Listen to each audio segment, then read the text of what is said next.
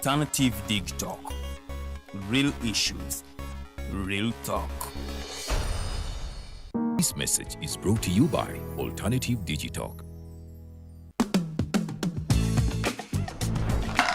Hi, welcome to the Political Dice. It's controversial, purely political, well researched, accurate and global. Oyagala bya parliament oba council. Yes, state house oba ghetto. Ani ayuga ku ground. Ani gwe babuze. Okimanyi nga Dr. Kiza Besigye aleesa amaanyi. Olwofadda bafutoli abateeseemu obuvaazi. Oba yo DP eri kuki? Olwojema. Bano ba MKCG bo baddawa. Abo bafuna CDF bamala tebabanja. Olwo baba ate bange bali kuki? Abo bo akina kulabisa simayanga posturing tebabiri bali mu structure building. Naye ate ono ye. Ani oyo oba? Ye ali kuki? Oyo tumuleketa gamba mpanyiga mawu. Ebe ndabena birindira no ku the Political Dice ku the Alternative Dig Talk nange Teddy Teangel ewamune Farida Bikobere buli wa Sunday sawa 2. Hey!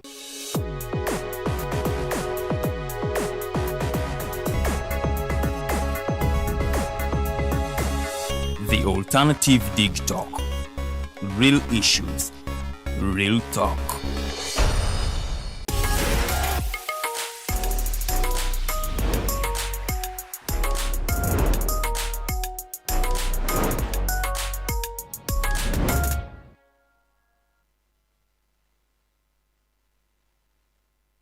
Hello, welcome to the Political Dice with the girl Teddy Teangel and the two beautiful princesses. We are back. It is Snap Talk again, and today we are here to discuss a very, very, very important topic. And today we're going to talk about relationship. We're going to be looking at things that men do and they are really very annoying. However, also those that women do and they are very, very annoying. And then ego and pride. Relationships is okay, because oftentimes relationships have ended because of the ego and pride partners have in relationships. Anyway, without wasting any time, let me welcome the princesses. We have a second and we dive into the topical discussion. Princess of Buganda, who's a patron of Akawungeeza akalungi mwenna abatulaba mu kulikeeye Namboole abagenze ne mulaba omupiira nga Uganda ekkuba eggwanga erya Botswana batugaye emikisa gyaffe gikyali mitangaavu, so twongeremu amaanyi n'okusaba. So team ya Uganda Cranes, thank you so much. Mwakoze omulimu ogw'ettendo ne mutatuswaza kugulawo ekisaawe ne mukigulira mu kukubwa. Oh my God. Kyali badde kibi nnyo, but it was a win for Uganda.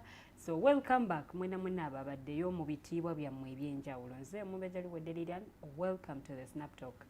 Olunaku olwaleero nga mukyala Teddy bw'atwanjulidde omulamwa, yes, we're going to be discussing ego and pride. Nze sikola kino, nze ego yange tenzikiriza kukola kino, I can't bend low, I can't do this. Come we discuss how impactful this has left the relationships we are in. Ezimu zikyaliwo endala ziriwo lwa butaagaane batya. Tuzitaddeko ekyo kikyomaye when a banana ekuze ngegenda nato ne bagitako ekitiiso ezimu ziri supported. Bataddeko enkondo ekwatidde. Bataddeko enkondo egikwatidde. Princess Obunje webuuza kwatula olunaku olwaleero. Uganda Cranes, today we are in for you. We are rooting for you guys. Mwatukoledde bulungi nnyo era tubasabira ne next game mutukolere ddala obulungi obutagambika. Oba is it because Namboole was renovated? Abantu mwabadde ne vibe. Bannayuganda balaze omutima omulungi. Mwalaze kyenyininyini president kyagamba ba Uganda build Uganda. Ne mwambala bojjaze ne muwagira Uganda national team yammwe. Nesobola okuba nga ate tukuba aba Botswana. So mwebale nnyo abawagidde n'abazannyi. Abali ku Snap Talk, you are most welcome. Twogera ku nsonga ezitukwatako ebyomupiira tuba tubiteese wali ebbali. Omanyi n'omukisaawo omusobola kubeeramu ng'oli contented, ng'olina ebikusumbuwa ewaka. So twagala tutereeze all over relationship, mirimu, buli wamu tukoonawo. Ne mu maka asakira ti awantu wonna tubeera nga tuli settled ne tukola emirimu mu bulungi bwennyini. Biki ebintu byayinza okukola gwe omukyala nga mwami wo ne bikunyiiza oba ebyo ebintu omukyala wo byakola. Naye sometimes we do them unintentionally, nenga chikunyiza, nenga simanyi nti chikunyiza. So you might not want to tell me, maybe you will sound like you nagging. Omanyi omuntu abeera yogera kino ate kiri ati ya nagging. They are complaining the whole time. Yeah. So now kati wetwaleta snap talk ojja noyisizaawo obusungu bwo. Message netuuka gy'oyagala etuuke. So wanene mu comment section tugikozesa. No, so kanu taginga partner uno mga jolabe.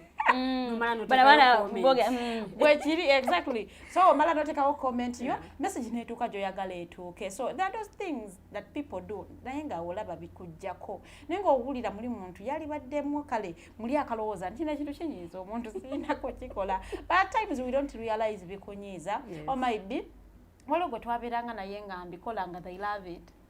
So I'm just carrying on you something. Thinking on naye From the past to the present, thinking mbu naawe ojja kubyagala kumbe gwe tobyagala. It is better n'obingamba kasi basi bimanyi. So sometimes you do not want to annoy us ababikola. So olw'ensonga temwagala kutunyiiza wano snap talk oba oyisiza omuntu ategeere nti okay kitegeeza nange mbadde nga nkikola naye ekikola nga tammuka bulungi ekitegeeza tekimunyumira. So weewo nno tujja kutunuulira ne ego abantu abamu tulina pride yaffe tetukkiriza kukkiriza nti tuli mu nsobi. Tetulibeerako mu nsobi. We are always right. Tetusobya, tetwetonda, tetugambwako. So banaye bintu bingi nnyo ebita relationships ezitali romantic neza family ne ku mirimu wetukolera pride and ego. So mujje tunyumyemu. Yeah. Anyway, lately, me I personally praying kama make me as humble as you can. Being humble is not easy. You guys, being humble is very not easy. Olaba nobody humble somehow they get that they have the stages of where the pride somehow comes out. Yeah, true. But anyway, may God give us the grace. So tugenda tandikira weni, but just before let the priestesses anyway pulanga ba hint is please let it not be Nambole and Uganda Cranes. What made your week just in seconds? Hiyo tujeko Nambole. Because already Ojimaze, I want something else that is off that. Okay. State of the Nation address. State of the Nation address. Thank you. And you, what made your week? Ndimukulaba omukyala awozalwanirira abakyala abalala naye ng'ate naye abateeka wansi. So oyo yakoze wiiki yange nga neewuunya. Mukyala kyoyo. Ekala ajja kulwamu biye kadde. Omulala yalagidde banneebiri enkadde bannange. Oyo ye temujjayo busungu kwa buyinza nawe okuviirayo no compare. But I think as a woman, I remember last time a few weeks ago, me and the team, we came here and we were talking about online gender-based violence. And I feel like, why a woman and putting a fellow woman down? For us, we are even decent enough to go but we are not even able to mention your names because we respect women and all that. But someone who, I know God says, anyway, whatever. Learn to do better as a woman. Learn to support a fellow woman. So today we are here to talk about, pride, ego on relationships, and then things that we do and we annoy our partners. Pride against an argument. Sometimes it's annoyingly, honestly. Nenga oliye abela disturbed by that. Nenga and for you feel like you're an entertainment. Where you are vibe. You're not. Me, I'm such a vibe. Kumbe. Wafuna introvert tayagala oyogere nnyo, he wants his space. Yimba okole eddoboozi eddungi ng'oli bemunyiiza kulireyo ng'owoggana nga wulira omukyala ye musirikeeko. Yeah, so come and discuss with us. Tell us what you think about the topical discussion in the comment section.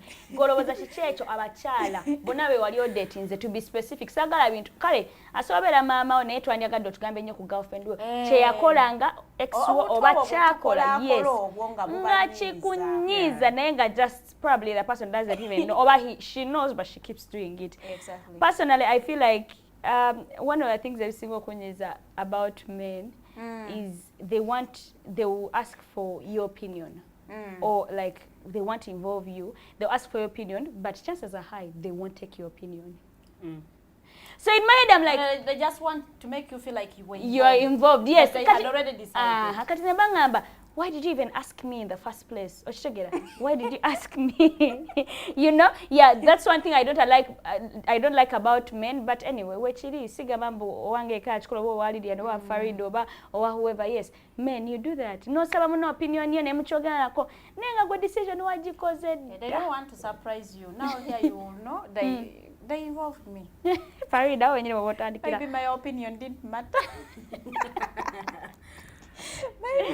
Maybe alaba opinion yonga yachibo gwena ebintu ebyo si birungi nze ebinyiza banne oba bingi oba bitono nja kumenyako kale ebimu ekisookera ddala there is a way men can be too possessive of you and it is like you are an object oba oli kitereke somewhere nti ayagala akusalirewo. One time I was talking to my friend who had just gotten married. She had spent like a year in marriage, and she was like, you know, what hurt me in this marriage was like, Nasaba ugenda out with my friend, and the man said, you know, without any reason.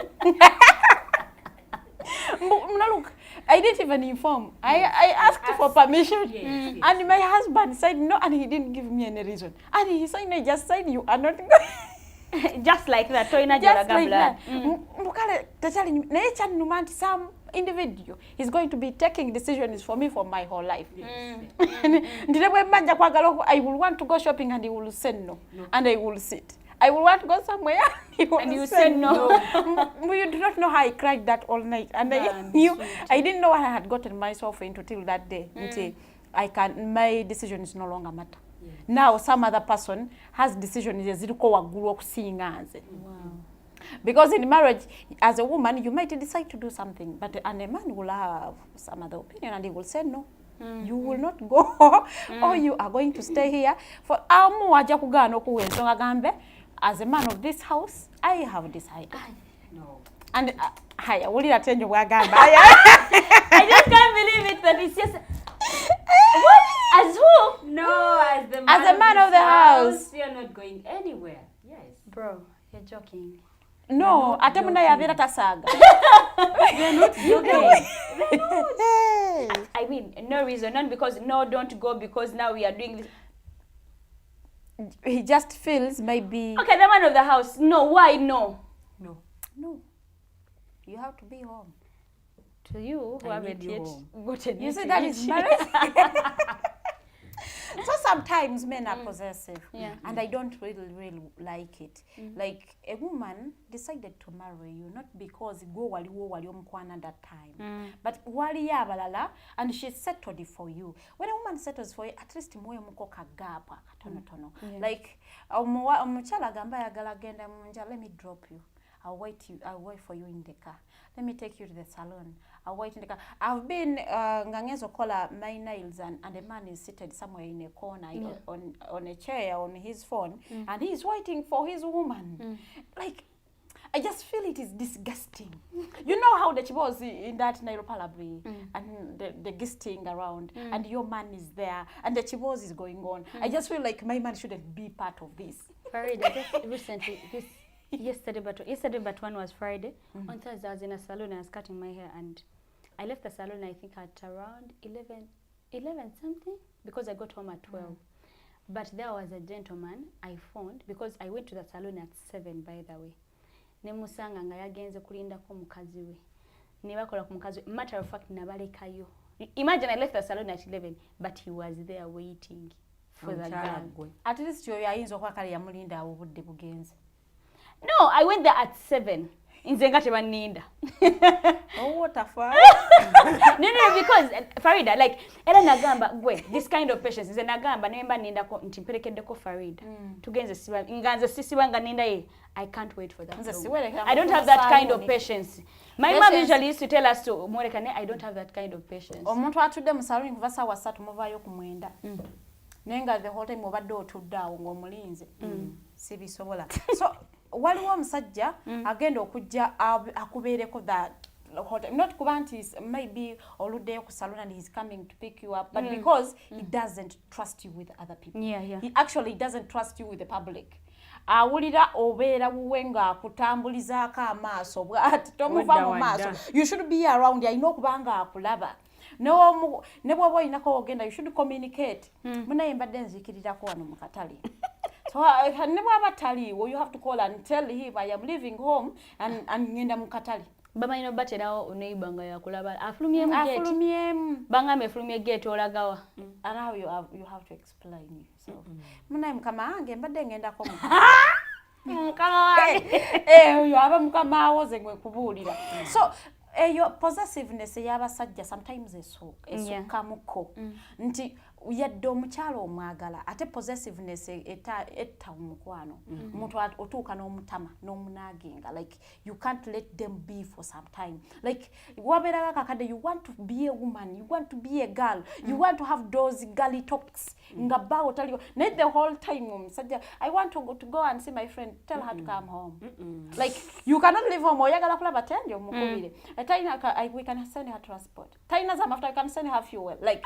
akwagalawo wokulabira you cannot go out to eat ng'omusajja wali why are you going alone I am tagging along ogenda nani ebibuuzo biranga 10 ogenda nani okomawo sawa meka so I am coming so sometimes omusajja yeetaaga nalikako ku mukyala we nabeerako yekka not because nti omukyala ayagala kugenda kubaliga but we also want space we want to breathe sometimes we are suffocating because of you and you the cause of the suffocation you are tagging on me the whole time simbasi samba nja kuziyira so sometimes omukyala agamba njagala kugenda ko waneeno waliwo wensaba mbadde nsaba tugendeko nenjagala kugenda ebitwe byanjawulo wemba nsabye kwange okugenda ndekangende nzekka maybe I want to be alone maybe I want to reflect maybe njagala kusaamu kuba naye ebintu binyinyi ebikuzitoyerera mu bulamu nga ebimu just want to go and sit in a quiet environment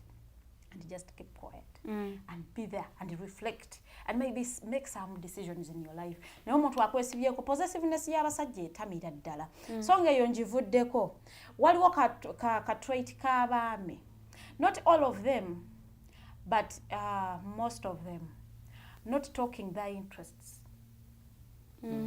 ayina byayagala oba ayina byakusuubiramu but they expect you to sleep and maybe bamalayika boogere naawe mu kiro and then you wake up ng'obimanyi sometimes and then tojja kubikola and they will be mad and they can't express themselves tasobola kugamba kimunyiizizza and he is there ajjudde bwati and then you like okay as a man why aren't you talking oyina kyoyagala emba nina kyennakunyiizizza oba kyennakunyiiza you say it because as I believe in okwogerezeganya bw'oba olina kyonsuubiramu kiŋŋambe bwe mba nina kyenkusuubiramu kiŋŋambe but if you don't communicate your interest and expectations then a lot of times tugenda kukolidinga nti ngenda kuba nze nina byenkola byendowooza nti byoyagala nga si byoyagala or maybe there is a certain way I communicate to you for you feel nze ndaba njogera nekyali wange because it is always important okwagala omuntu mukwano gwo because oba omanyi ekimujjako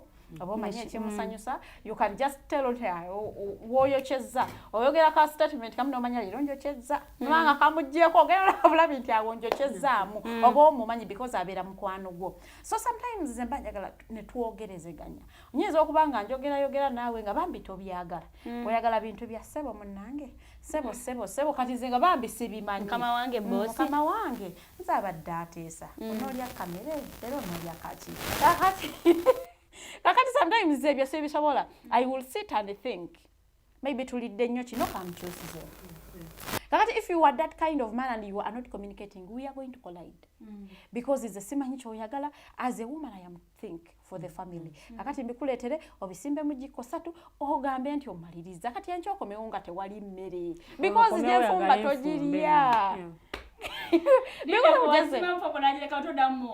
ate gyotaliagafumba by the cooking food and people don't eat it n'amaanyi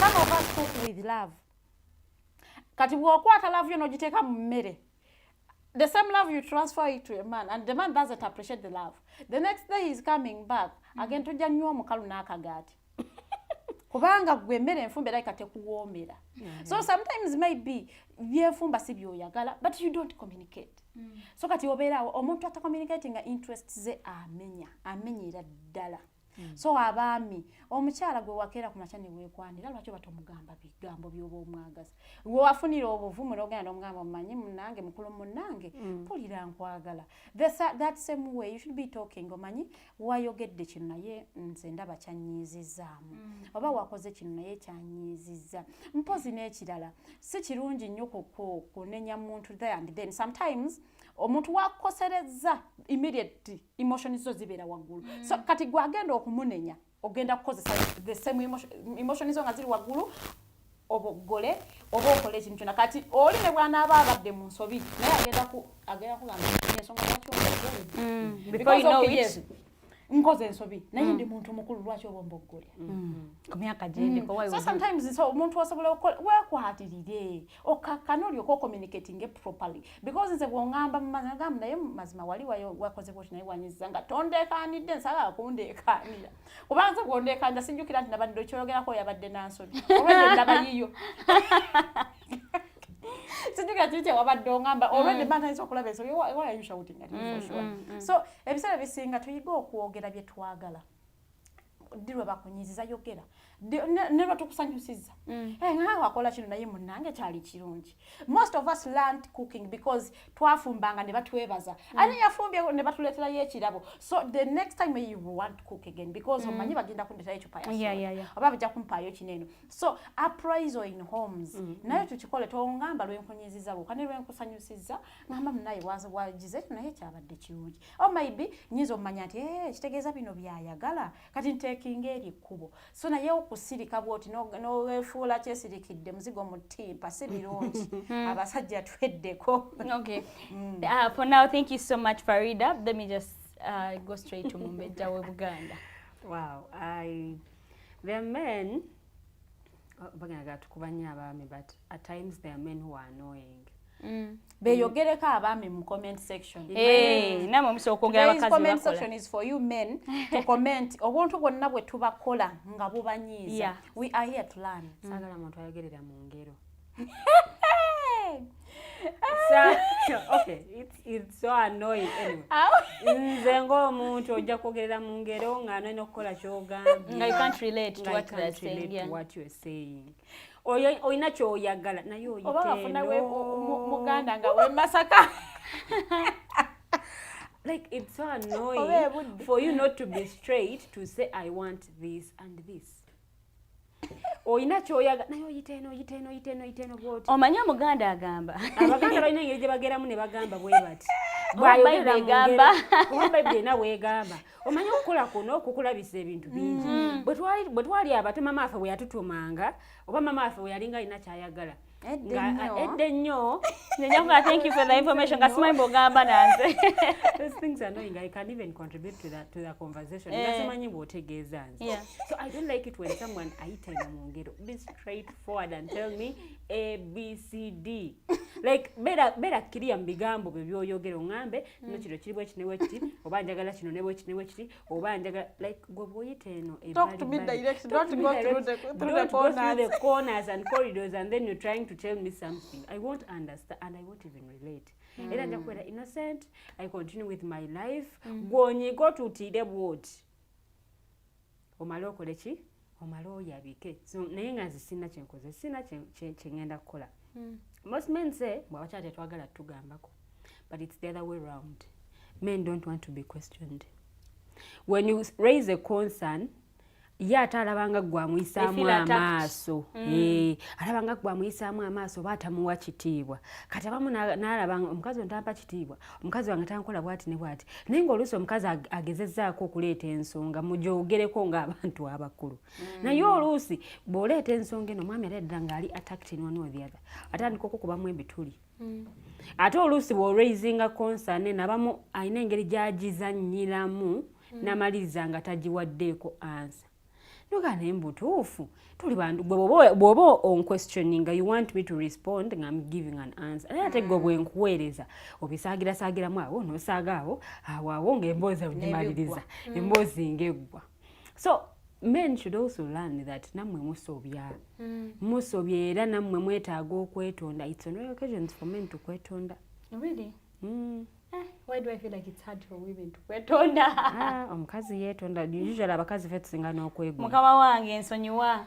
Ky'otamanyi munaye Tenja abakazi ffe tusinga okwegula mu relationships. Gw'osinga okwegwira gw'osinga okwetonda. Eva obeera ku mama naye sonyiwa, taata sonyiwa, munaye mwami sonyiwa, owamundo sonyiwa aka. Ebitiibwa byonna byonna. Ebitiibwa byonna n'obimalayo bansaasire mukama wange. Munsingidde. A man would be sorry.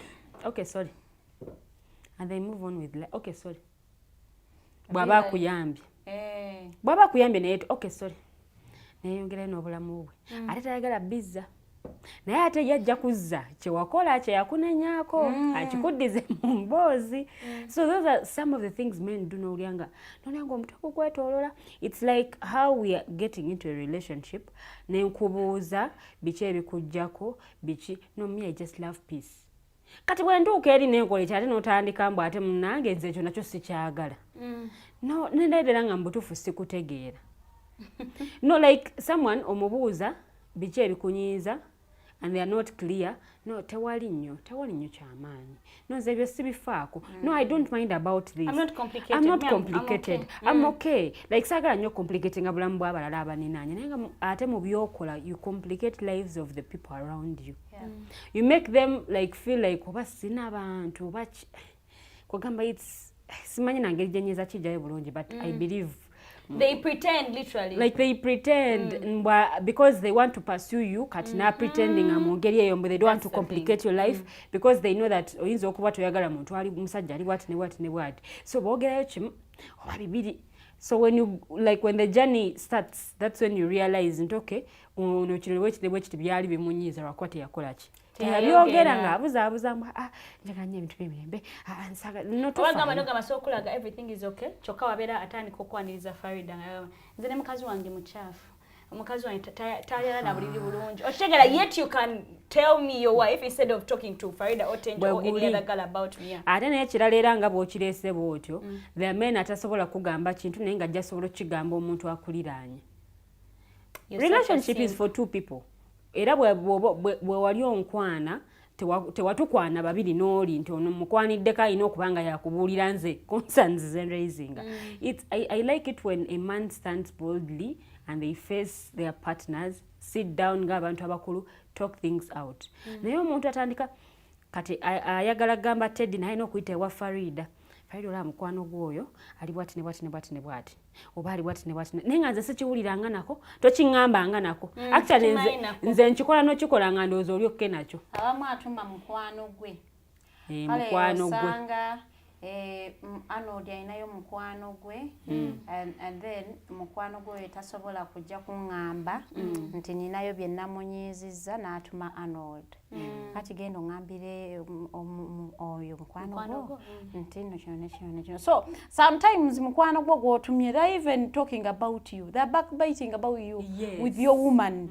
So obeera we wakozimbye mukwano gwe akubuuza atandise okwogera no he's here akyasirise ajjudde and they're backbiting you because ye mukwano gwo kubanga yali tabimanya n'obimutwalira. So kati gwe amakago gakulema n'ogakwasa omulala. That is how abantu abalala bayingira mu family zammwe ne bazitta. Gwe ng'omusajja watandika amakago gakulemye ogakwasizzaamu omulala agatwala. Bagayingizaamu n'ab'eŋŋanda. In fact, obeera nga sister wakkubira essimu. Omwami wankubidde mwayombye ku makya nti nedda aŋŋambye ABCD biki byonna wabikoze.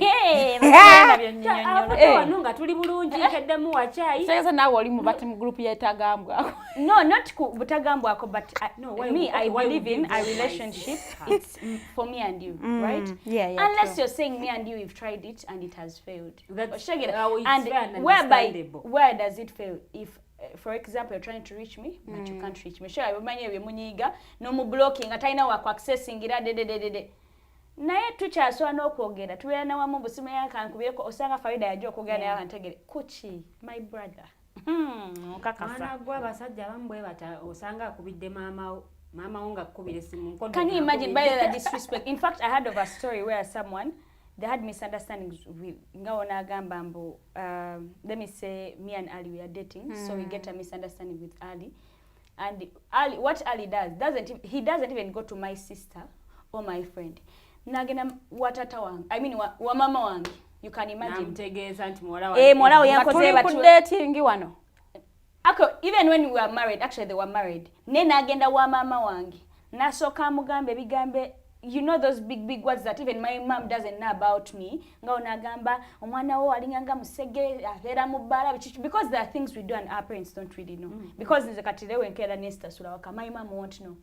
Ye mama nga manyi nazalo omwana ali responsible akola atya Katonda. So okay, mwana wa asula mubala taba. She can never believe that because she doesn't know me for that. Gwen okera no ga mwana wa musege akola yebati chovala ne fumba fi Africa. At least it's different. I have siblings. Reach out to my sibling. Negwe as in a parent. Oyabera na last resort. N'abantu abamu bakusesa. It's like nze wenva nengende wabwe w'omwami ne mbagamba mutabani wammwe mubi to this extent.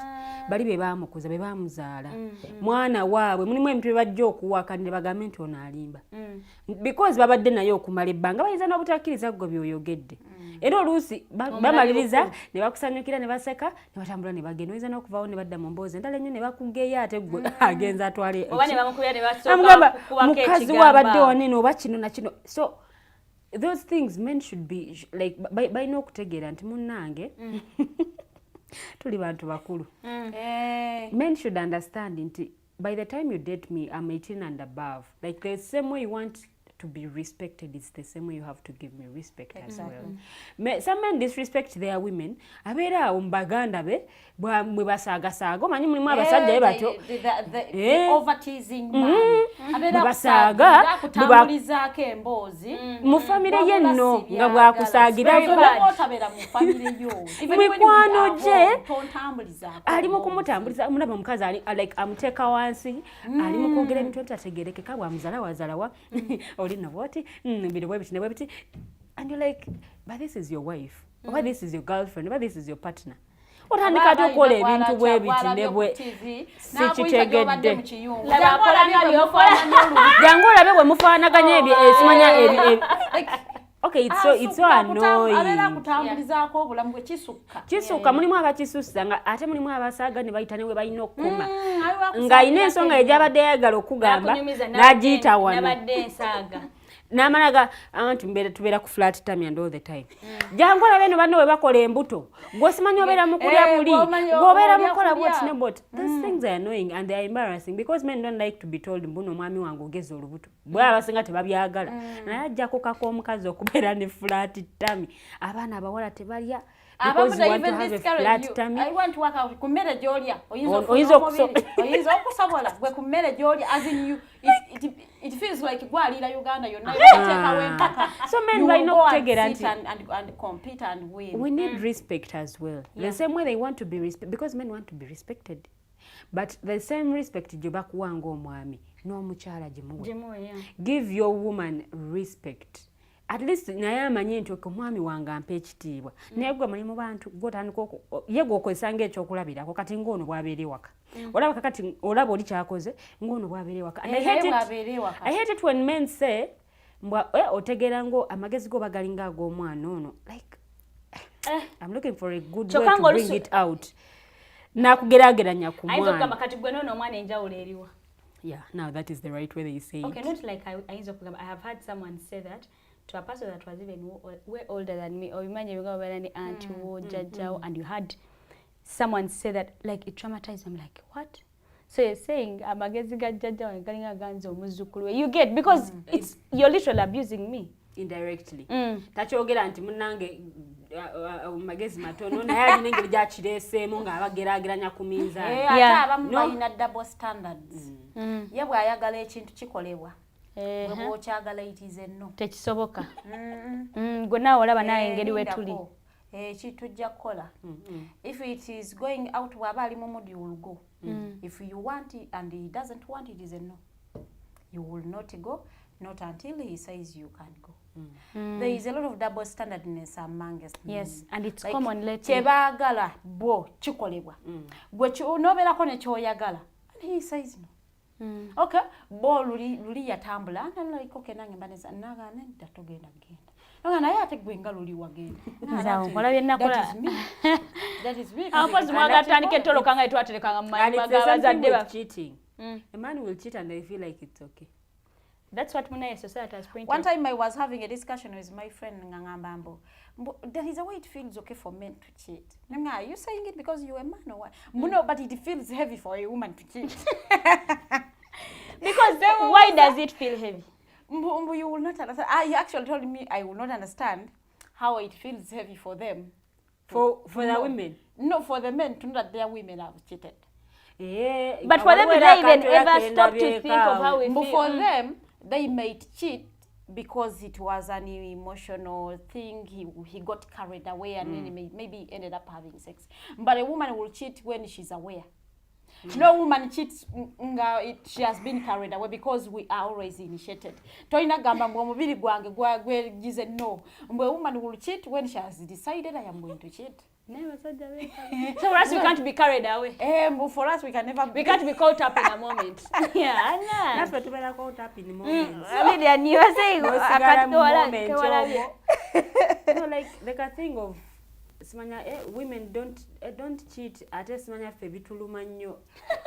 Mungalamena saying Bobby baluma nnyo n'okusinga ate mumiiza okukitegeera. Bo balumizibwa nnyo like when their women cheat. But for them they are okay with cheating. Chowa Bible egamba kola munno na ekiwandiagala choyagala. Yes. Because if you think you can cheat on me, then you're okay with me cheating on you since you have done the same. So kola munno choyagala bakole. And that is what some men forget. Anyway, but the men can lie. You guys, men can pretend. Oh, and they can pretend at a certain point you're like the men are more complicated. No, at times they confuse you. I don't know. No chikola tenga tachagala. How you overdo it? I don't know. Farida, here is the thing. One time I told someone, sorry, Katini Lilian. Overdoing it. One time I was telling someone, why do you men say, I don't want my wife or my girlfriend to wear makeup, she's beautiful the way she is, natural the way she is. And then at Bakusanga, you're cheating with someone with makeup. So I ngamba Aunt Kati, waliwo ebintu twagaliza bakazi baffe babikole. Mbu a man will go to a club omusange ngali kwogera ku mukazi ayambadde in a way nenga taga mukazi we ayambale in that way. So why I don't understand that logic. Mbu kati nanti gwobeera mukazi yo a wife or just abera like okay akose kigambo kibine nga onagamba bwabera just a slut just said yeah or just can you tell foka wife tali wife ngibwa. So ebintu ebyo si birungi. And there is a way some men don't take no for an answer. Like he asks you something and you say no and he gets upset. They literally expect you to be saying yes. Olaba ne wabagana nga kwana nyinga. You have to do this for me. Yes. The moment you say no, it's a problem. It is a problem. You will have to be there and explain why you are saying no. For you, your emotions don't matter at all. Theirs matter a lot. And it is hard. Like, okay, yes, I am rooting for you, but you should also root for me. For me, Kwanga sija kubeeranga the whole time I am pampering. Who is pampering me? If all men want women to pamper them, so who is pampering your woman? As the woman pampers, you also pamper her. Because if you do not, omusajja kijja kumwangu yagenda kubeera weakest point ye omusajja omulala okumutwala otufall kwa another man because byotali mukola ate nga gwobyagala kyekisinga okunnuma mu byonna byatakola ate ye byayagala bamukolere omusajja omulala ajja kujja abikolere mukyalawo and she will get carried away. Before you know it, you have your money and she will say, I am ending this relationship. You can't even explain. Wachina kukoze chi abasajja mwagala chi abachala mwagala chi with all that money. So when you're pampering joyagala no muchala ajetaaga nebwe womalo gifuna it is done. Yeah. Tojikomeza where you do not reciprocate. So what are reciprocating and some other person brings it in, we shall go with the other one who is giving it because for you think everything, the relationship is about you. ate nga relationship ebeera y'abantu babiri, the other person has to feel comfortable in a relationship and you should be feeling comfortable. They have to be happy. Yes, as well. you all have to be happy. You all have to feel the same way. If someone isn't feeling the way you are feeling, you communicate. If someone is doing something for you and you are not doing, at least sit where could be Mutima. energy gy'ateeka mu relationship eno gyenteekamu. Abamu tebateekeramu ddala. And you olaba omukyala ng'ateesemu like 70% they are investing. Nga n'omwami tateekamu yadde. So ebiseera ebisinga omukyala bw'ati aba mwangu wa kuggyawo. Ate by the way omukyala bw'atyo oyo ateekamu 70% and you're putting in 30%. Ajja bikola byonna, you know, men be like, oyo nammala. But when that person decides to move on, they don't even look back. Yeah, they won't look back. Because alaba nga ataddemu nnyo and you're not investing in like anything because ekintu kino kyaffe babiri. Naye ate kati gwe oba tolina ky'oteekamu oba ate tolina serious oba nga agamba because relationships zino ebiseera ebisinga twagala men to lead, but if it's me to lead then awo kiyinza okubeera kiyinza okutuukamu complicated because bwe mba nga nze ngenda okuinitiating a discussion every day, nze ndeeta ebyokwogerako, nze mbuuza ebibuuzo, nze nkola kumpi everything, gobeerawo okuwuliriza. Ate Eva newe bakubuuza answer yeriemu. Okay. No. What are you doing there, my sister? Get out. Okay. Yeah, I've been called big-headed in a number of relationships. You wonder, you're like, ono kyeyayingiramu akyagala oba takyagala. Era ebiseera ebisinga omaliriza omugamba katutambu buli omu akwate ekkubo because you seem not to be ready for this. Yeah. Why you seem not to be interested in this? And by the women get in relationships, not giving up. Like, they're like, anyway, yeah, man. Buli omu abeere mu nsi ye. Yeah, man. Sometimes relationships zikona. Ebeera awo ngeri stagnant, teyongerako. You do things, it is a routine year in year out. Temuli kipya, but you are just settling for it because maybe society nakulaba etya. Maybe there is something that is putting you there and you cannot get out of it. You just get there. Naye nga toli musanyufu. But you are just there. Mwe relationship ya mwe tekula eri stagnant. Bye mwakola mu 2011 bye mukola ne mu 2024 tewali kikyuka, temuli kipya, temuli no appreciations, no what. Naye nga bambi you are there because maybe was a day abaana oba yagende wamwe n'omwanjula and all that, so otunuulira what you're going to lose. Sometimes we compromise on our happiness for others. Bagamba kakati atane bananda babatya type baganda bange. Sometimes kibeera ne once employing aba relatives bo. Now when I leave, my relatives are going to become jobless. And then ogenda okugattirira ebintu ebyo, you sacrifice your happiness for others. So no living obulamu obutaliimu ssanyu olw'omuntu omu oyo asobola okugamba nti omanyi ebintu oba byagaanamu oba tukiweemu gaapu oba we need to find some other ways to spice up our relationship. Like there is always room for talking, other than keeping quiet, because we tusirika we get used to these situations. Like listen, we're tunyigagana and then you give me 2 weeks of not talking. I'm getting used to not talking to you. So the moment you come back and we are talking, I don't care whether you are sending me a message or not. I got used to you not talking to me. So now your talking does not make any difference. Upon sending the message, it's okay. As in, I go ahead. I continue with my life. My life got used. Sometimes church tugamba abantu nti tosindiikirizanga muntu gw'oyagala mu mbeera jana amanyira nga togenda kugisobola nga agimanyidde. So nti omukyala bwana amanyira obutamukubira simu ne bwona abatamukubira tagenda complaininga ne bwona oba okubye she will not appreciate because she got used to that. Kati ate bwe si complaining, you will say watandise okulaba y'abasajja abalala biki. So kumbe you forced her into that situation. Bwe buli lwonyiiga you cut off communication. Ate munange ate gwe gwonyiiga obeera nga kabaka tofungwa maaso toyogerwako tokola. So you be in a home with your woman naye nga you are not talking to her. Nemwebaka mbuli, how do you sleep with a person in the same bed naye nga temwogedde? Bano abantu baagala kwettira bannaabwe mu buliri ne muzuukuka n'onaaba n'ogenda ku mulimu. As in wiiki negwa wali nga tonyeze muntu okaya kumugamba bugambi morning. Mubeera nga bajasi, mubeera nga ba roommate. Ne roommate mubeera n'ekiboozi ekibagatta. So kakati embeera yo buli lwogiteekawo omuntu n'agamba I am choosing peace.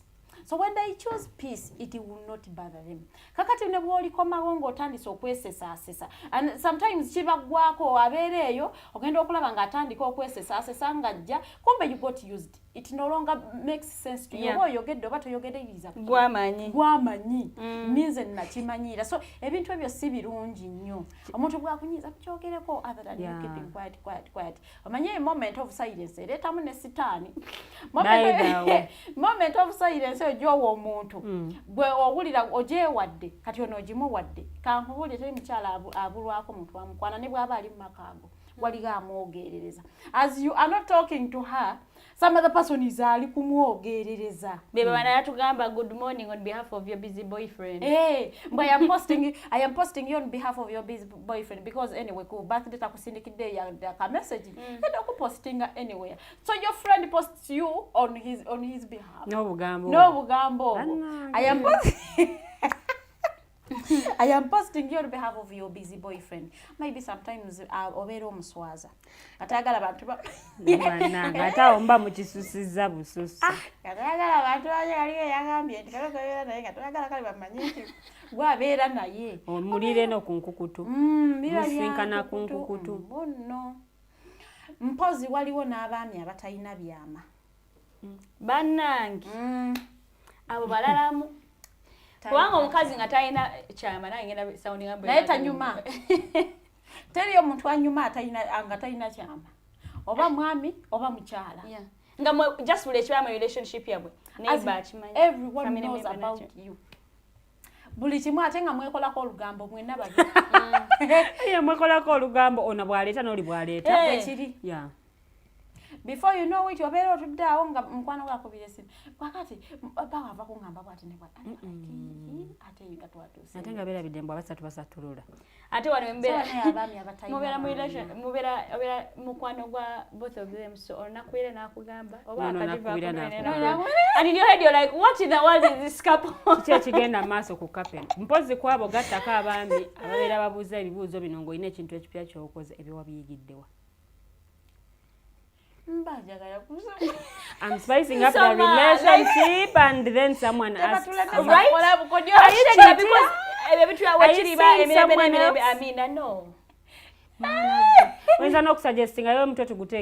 Rather be challenging, a challenge to also go and learn can do that.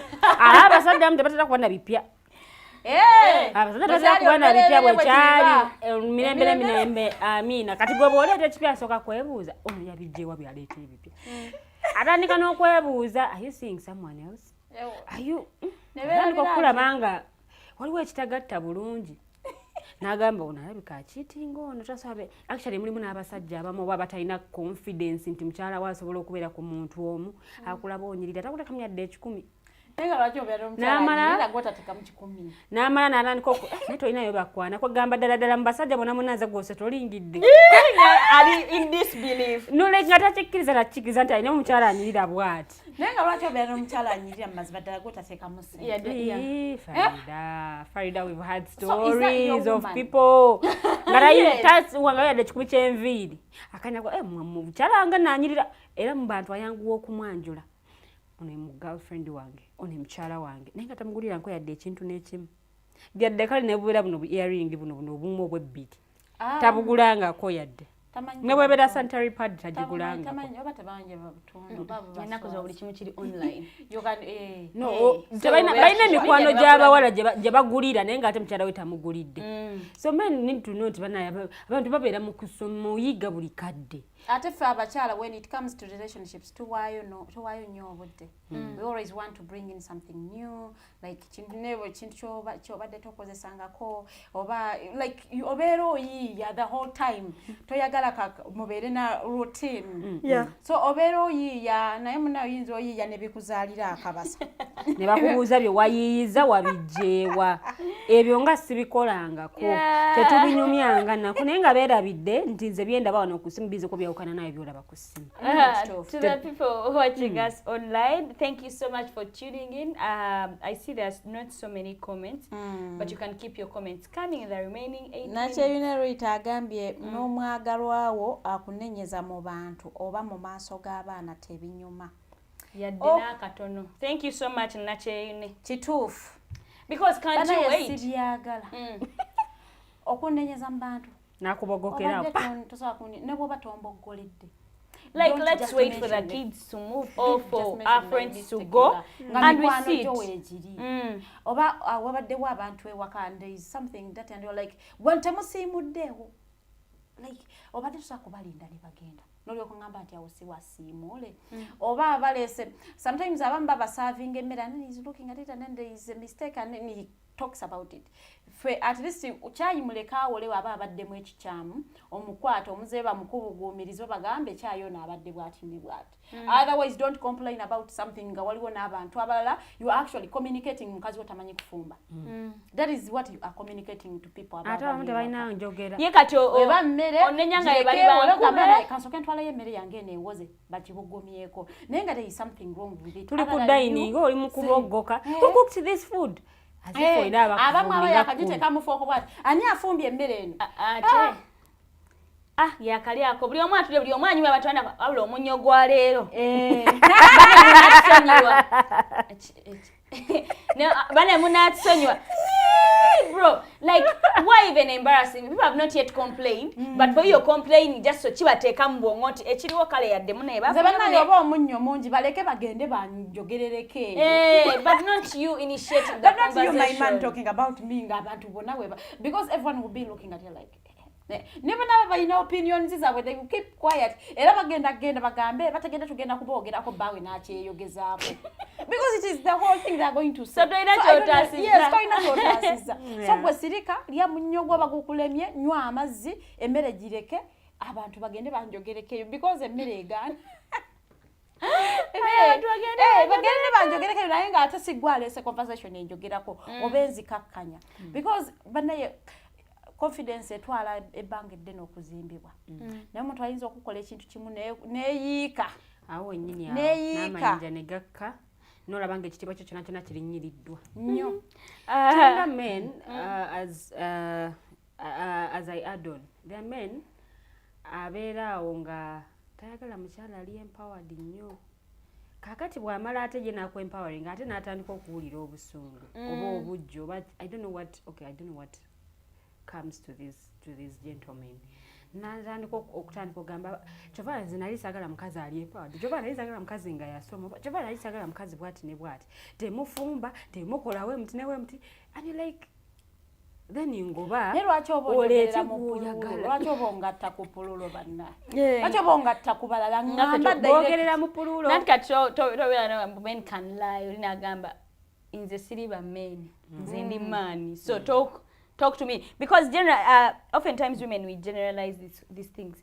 A woman will say men are this, men are trash, men are what, but you can have a father that you really adore. You literally actually say when you look like your father, but you say men can lie, men can do it, men are trash, men are what. So I think Farida Agabe, why even talking in plural? Mbo abakazi bamwe abakazi kishe mwagala mukwano nabukeera webanganye something Farida tabadde tabiriko okunenya nono ondete n'obutalaba nsonga yange kale ensobi yange gyenkoze ntandika oba abakazi mwabaki kakati wagenza okukola kino kaya nguza nakikozera abakazi bameka siri bakazi nze mukazi so ntandikako n'abakazi mwabaki you have already lost the battle because tugenda kwajuwinga the whole day and night because ekisooka siri bakazi lwaki oba tosobola ku addressinga muntu directly ngambe naye ekyo kyokoze gwolaba kijja because nze sometimes twice zenina Teangel sizjaina Lilian sizayina so otugattika awamu ffenna mulengo abakazi mwabaki nga bwenkola ebirungi togamba mbw abakazi mwabaki actually abakazi mwabaki nga Farida gattako n'abamu abakucomparinga ne ex yakyawa omuntu naye kati buli wakulaba ng'oli bw'agira bw'akiyisa oba abakyala mwabaki ne gonna yali bw'ati noga naye bannange nze sinza oli nkusabula tomanyi yali ng'omuntu oba abakyala mwane gwe nayina agamba kale nze mukama teyampa mukisa mu bakazi buli gwefuna aliwe anyway due to time tugenda kwatwogera obutalekeka it could be a comment or anything Lilian wadde okyayogera wejira batu bakompare ex batutadde mu ba ex mutu generalize nze it's not fair but I also implore women naffe twekube motoji all these we've said, there are certain things naffe bye tukola nga boli awo binyiiza teboogedde Brooke Williams kikomeko obadde wakwogera obuntu bwe tubakola nga bubanyiiza mutubumanyi agambye mbu we are trash, mbu we are dogs. Men are trash. Kyabayisa amanya gonna naye tubayisa amanya mangi ebiseera ebisinga byetuze nga twogera mbu abasajja bonna bafaanagana, I don't know why, but naffe abakyala twekubemu tooki. We might be doing things wrongly bwe baba nga bakunenyako ku kintu ekimu, try so hard okulaba nti tokiddamu naawe okyusemu mu mbeera zo gye ng'oli clean because change is a process, tonsuubira kyuka mu yes, change is a process. Ate by the way omuntu tokimukaka muleke akyuke mpolampola willingly. Era omuntu wabanga yali anywa omwenge nobeera nga eva omukastigate nga lwaki onywa omwenge lwaki okola bwoti ne bwoti ayinza obutaguvaako naye ate bw'omuleka ye n'akita yekka that person ne bw'oba yaganya tasobola kuguddira. So people should understand nti ffenna tuli bantu bw'osonga bwoti olugalo luno olusonga ludda mu maaso g'omuntu ayimiridde awo oba akuliraanye awo naye zino endala zino engeri gye zidda nga zitunulamu ggwe.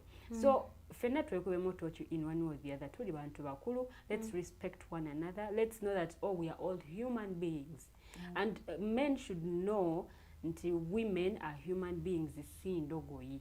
Njagala nempaasa omukyala janjoleze anfumbira ankolere bwati ne bwati ani abadde abikolera nga tonnamuwasa.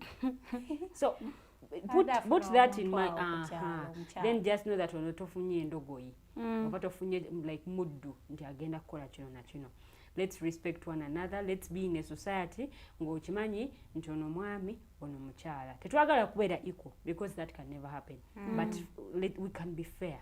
Like understanding yes, you're a man, I am a woman, we cannot live in a society nga ffenna tuli mu mirembe. Yeah. Thank you so much, Lilian. Farida, your closing remarks. Njao soko okubeebaza abalabye Snaptalk n'ababeera nga batulaba the whole time. Mwebale nnyo, mwebalire ddala you are the whole reason lwaki tubeera wano buli lunaku. So ku topic ya leero njagala okubategeeza ffenna abakyala n'abaami nti bw'oba ng'olina ekikunyigiriza it is very important you speak because we are all human beings. Ku nsi kuno tekuliiko malayika. So banaye tetusobola kwebaka ne tuloota bw'oba kale oba mwoyo mutukuvu n'ayogera naffe mbu kino kye twakoze kyakunyiziza. So if there is something omuntu kyakola ne kikunyiza, speak about it. Bw'abanga olina ky'omusuubiramu kyatannakola era kimugambe nti omanyi nze njagala bintu bwe biti ne bwe biti. So such that temusobola kubanga mubeera mukuubana the whole time. Mpozi n'ekirala, if you have kids at home abaana mubakuze nga mubayigiriza emirimu. And always appraise kids for good practice. Bwabanga kale yafumbye olaba abadde tafumba nafumba yadde chai mukalu emuwe ya olukumi omugani afumbye thank you for cooking such that kijja mwagazisa okukikola buli lwana akulaba ayagala because amanyi nti bwafumba omuwa sente they go and do it ogenda kulaba nga ozimbye skill ye omanyi nti banaye cooking is a life skill. See, it is not a gender skill mbu abakyala bokka be balina okubeera nayo. Yeah. Thank you so much, Farida. Thank you so much, Lilian. Mwena abaddeko nga tulaba olunaku lwaleero. Thank you so much. Nenga Lilian weyagambye twekubemu torch each one of us. Yes, we might have been here and said out stuff byabasajja bebakola and all that, but women equally we do those same things. Yes, goyinza obutagana ba ogenda out naye nobeera that clingy. Nti gwe munnaye tomwako ku space like to think for himself. You're just all over him all the time. You know, anyway. Mwadde balabi balungi nnyo okuyadde twatandikidde paka ne tukomye. I think we can do better. Twekubemu torch. Let's not generalize people. That thing of saying oba abakazi mwagachi abasajja mwabachi. No, I am not abakazi. I am mukazi nze nga nze. So blame me. Speak to me directly. Sigenda kukuba. Anyway, if you are there and you haven't yet caught up with the new shows we bring on board, you're missing a lot. If you're there nga tewalaba the political dice the other Sunday nene wedde, man, you're missing out. Take the prerogative this Sunday. It's going to air at exactly 8 p.m. in the Omumbejja Bikobere, ne director Farida ne ajabera behind the cameras. Come and see what gossip do you have for you when it comes to the government. Stop okulaba nnyo ate gossip etazimba kwa kati fe yaffe olugambo lwaffe luzimba in one way or the other, because if we come out and we tell you about the budget, yes, did you know that budget yamwe even yabadde released or something? Bambi, make yourself like useful. You gave into because you need to. And the only show where you can learn all that is the political dice. I mean, one of the alternative dig talk. We have different shows that educate different things. But yes, tomorrow, Sunday, 8 p.m., the political dice is there. Make it a point to watch. If you are there and you haven't yet subscribed to our YouTube channel, what are you doing? It is the Alternative Uganda everywhere. Subscribe. Anytime we drop a video, we put anything that is happening in the world, you are in the know. See you guys tomorrow at 8 p.m. Bye-bye.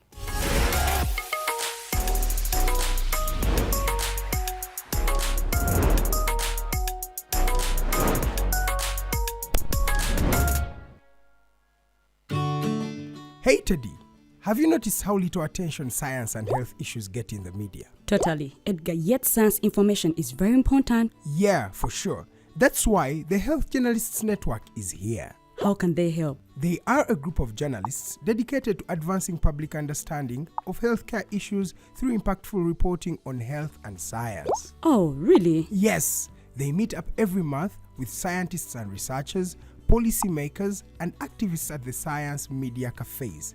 They then relay what they discuss to the public. Does that benefit us? Oh yes, very much so. This helps with health and science literacy for a healthy Ugandan society. Okay. I love getting informed about science and health issues. Health information makes all the difference between life and death. I'll look them up and engage them. That's great. They are based all over the country. Oh, okay. That's interesting, and they should be making real impact. They are empowering health communities through journalism. Journalists can save lives just like doctors.